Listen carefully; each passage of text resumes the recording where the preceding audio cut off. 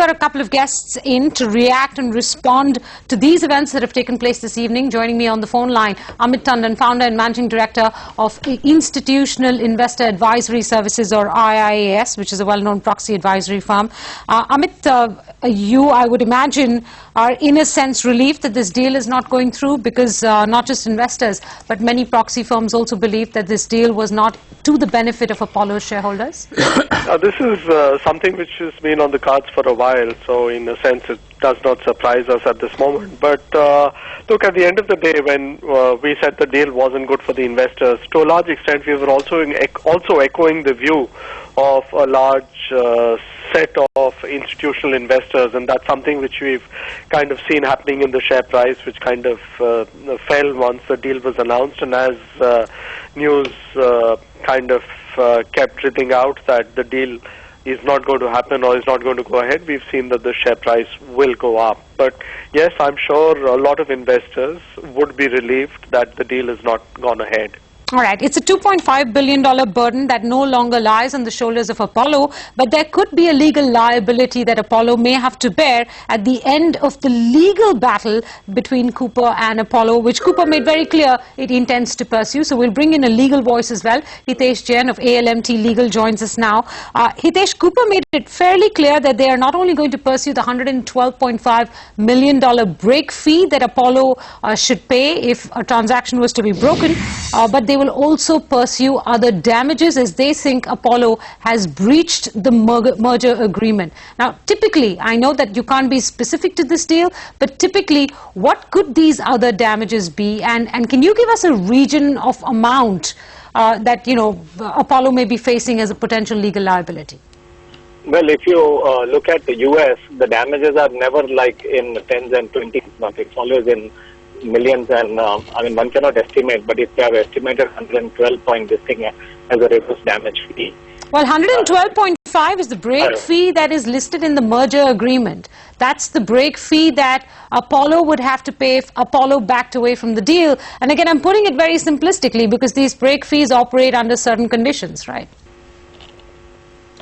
Hitesh, do we have you on there? All right, we seem to have lost him. We'll try and re-establish connection. But I'll go back to Amit on the $2.5 billion burden. Amit has gone away, but this legal liability will continue to be a cloud of a smaller size that hangs over Apollo?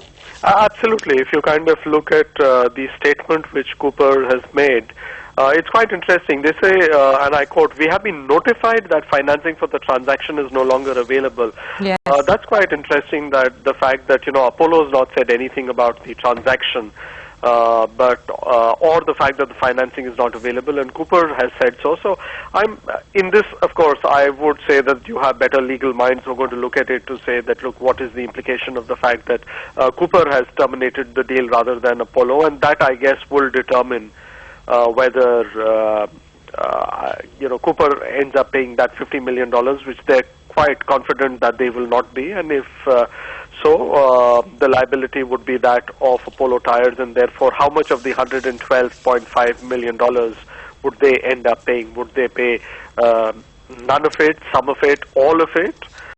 Which is, I think, what the maximum cap should end up being. But, well, Amit, they've also said, Cooper also said in that conference call that they will pursue not just the break fee, but other damages as well. I think we have Hitesh back on the line, so I'm going to put this question to him.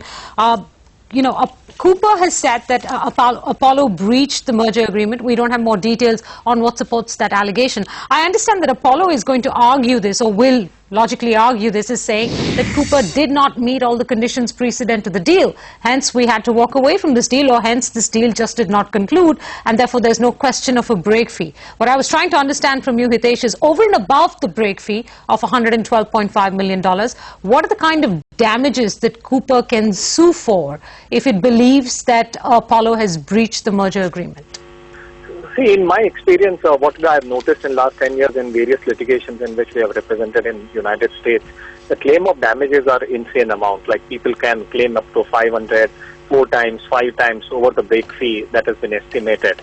I mean, whether you will eventually get it or not, it's not this thing.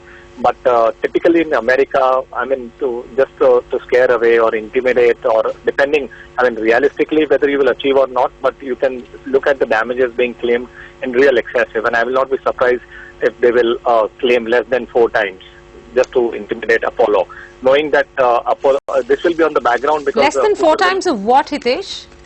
More than the 4 times of 112.5 million. Oh, so the break fee plus 4 times the break fee is potential damages to be sued for. Okay, let me get one more legal voice into this. Rohan Shah, managing partner at ELP. Rohan, I believe you've looked through some of the details of the merger agreement. The question here is Cooper claiming that Apollo has breached the merger agreement, and Apollo will most likely counter that by saying conditions precedent were not met, and hence this deal could not conclude. We didn't walk away from it. One number that's obvious is $112.5 million break fee that Apollo may have to pay if that's how Cooper proves the case. But above that, Cooper says it intends to pursue damages. What could that number range into? It's very hard to sort of estimate, what that number could range into. But the situation is that, there is a finite number mentioned there. And that number is what sort of automatically leaps out in terms of what their claim can be. As the previous speaker mentioned, the quantum of damages that can be awarded is exponential, far greater than what you might get anywhere else. So I don't think there will be any cap in terms of, what they can claim.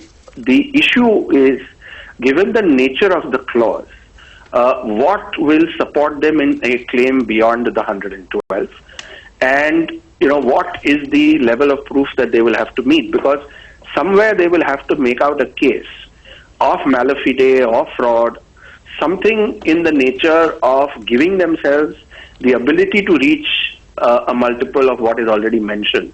And not only will they have to claim it, they will have to prove it. So the situation is, I don't think you can fix an exact amount. But given what is happening, it's reasonable to expect they will claim more. But how they can prove that is ultimately going to be the challenge. All right. So a quick last question, because we're running to the end of this show, Rohan, and that is that all of this is going to take place in the Delaware jurisdiction. Can you throw some light on how that jurisdiction looks at transactions or deals that have come apart? Do we have any idea of what the precedence has been? Does it look kindly upon acquirers, target companies? How does it work?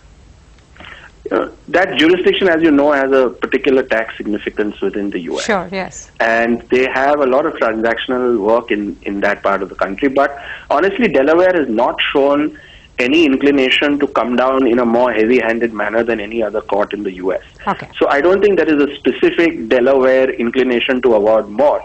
And ultimately, standard of proof and other issues will be co-equivalent whether in Delaware or in some other jurisdiction. All right, gentlemen, appreciate your first thoughts on this situation.